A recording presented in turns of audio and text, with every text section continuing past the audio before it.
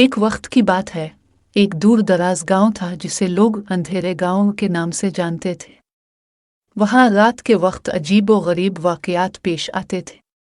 गांव के लोग कहते थे कि एक पुरानी खस्ता हाल हवेली में कोई जिन्ना आसेब रहता है।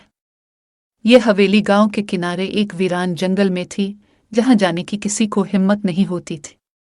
कहा जाता था कि जो भी रात के वक्त इस हवेली के करीब जाता वो कभी वापस नहीं आता था।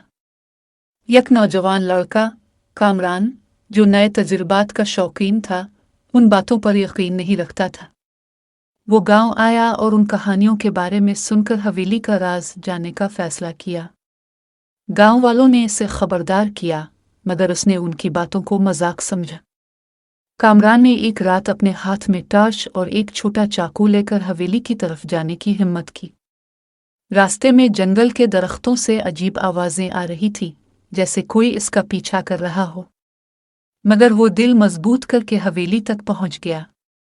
हवेली के दरवाजे पर अजीब व गरीब नक्काश बने हुए थे, जिन्हें देखकर कामरान के जिस्म में सर्द लहर दौड़ गई। अंदर दाखिल होते ही उसे महसूस हुआ जैसे कोई उसे देख रहा हो। हवेली की दीवारों पर पुरानी तस्वीरें थीं, जिनमें मौजूद चेहरे उसे घूर रहे थे। अचानक एक जोरदार धमाका हुआ और दरवाजा बंद हो गया। कामरान ने पीछे मुड़कर देखा, मगर वहां कोई नहीं था।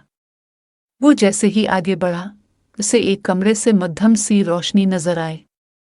कामरान ने कमरे में झांक कर देखा तो वहां एक साया था, जो किसी कदीम किताब से कुछ पढ़ रहा था।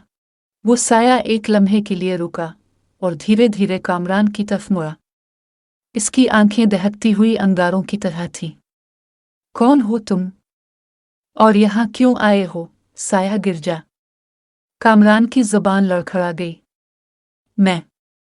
मैं सिर्फ देखने आया था कि यहाँ क्या है। साया हंसने लगा, मगर उसकी हंसी बहुत खौफनाक थी। तुमने बहुत बड़ी गलती की है, लड़के। ये जगह तुम जैसे इंसानों के लिए नहीं है। ये हवेली हमारी है, और जो यहाँ आता है वो हमेशा के लिए हमारा गुलाम बन जाता है। कामरान ने अपनी पूरी ताकत से भागने की कोशिश की, मगर उसके कदम जैसे जमीन में जिम गए थे। साया इसके करीब आ रहा था और हर कदम के साथ हवेली की दीवारें सिकुड़ रही थीं। कामरान ने अपनी टॉर्च साया की आंखों पर मारी, जिससे साया चंद लम्हों के लिए रुक गया। कामरान ने मौका गनीमत जाना और दरवाजे की तरफ दौड़ लगा दी। बड़ी मुश्किल से इसने दरवाजा खोला और जंगल की तरफ भाग गया। पीछे से साया की आवाजें आ रही थीं, तुम बच नहीं सकते, तुम्हें दोबारा आना होगा। कामरान गांव वापस पहुंच गया, मगर वो मुकम्मल तौर पर बदल चुका था। इसकी आंखों में खौफ था और वो बार बार पीछे मुड़कर देखता रहता। गांव के लोगों ने इसे पुरसुकून करने की कोशिश की, मगर चंद दिन बाद वो गायब हो गया। कहते हैं कि कामरान को आखिरकार हवेली के आसिब ने अपनी कैद में ले लिया। आज भी वो हवेली अंधेरे गांव में मौजूद है, और जो भी उसका राज जानने की कोशिश करता है वो कभी वापस नहीं आता।